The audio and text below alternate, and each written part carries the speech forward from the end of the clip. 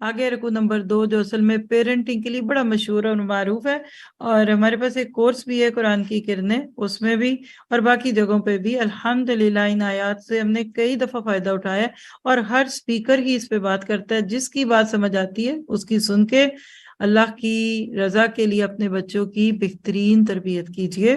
رکوع نمبر 11 12 سے لے کے 19 12 to 19 حکیمانہ وصیت۔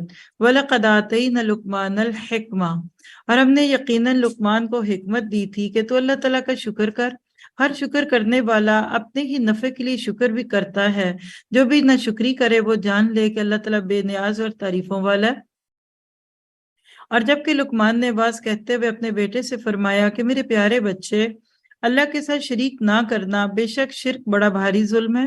ہم نے انسان کو اس کے ماں باپ کے متعلق نصیحت کی ہے، اس کی ماں نے دکھ پر دکھ اٹھا کر اسے حمل میں رکھا اور اس کی دودھ چھڑائی 2 برس میں ہے کہ تو میری اور اپنے ماں باپ کی شکر گزاری کر، تم سب کو میری ہی طرف لوٹ کر آنا ہے، اور اگر وہ دونوں تجھ پر اس بات کا دباؤ ڈالیں تو میرے ساتھ کہ تو میرے ساتھ شریک کرے جس کا تجھے علم نہ ہو تو ان کا کہنا نہ ماننا، ہاں دنیا میں ان کے ساتھ اچھی طرح بسر کرنا اور ان کی راہ چلنا جو میری طرف جھکا ہو، تم سب کا میری طرف ہی لوٹنا ہے، اور تم جو کچھ کرتے ہو اس سے میں پھر تم کو خبردار کر دوں گا۔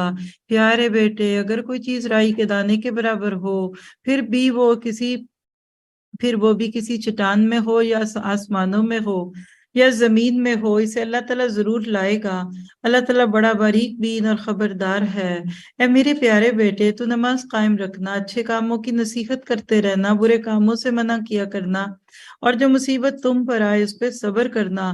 یقین مان لو کہ یہ بڑی ہمت کے کاموں میں سے ہے۔ لوگوں کے سامنے اپنے گال نہ پھلا اور زمین پر اکڑ کر نہ چل۔ کسی تکبر کرنے والے شیخی خورے کو اللہ تعالیٰ پسند نہیں فرماتا۔ اپنی رفتار میں میانہ روی اختیار کر اور اپنی آواز پست کر، یقیناً آوازوں میں سب سے بدتر آواز گدھوں کی آواز ہے۔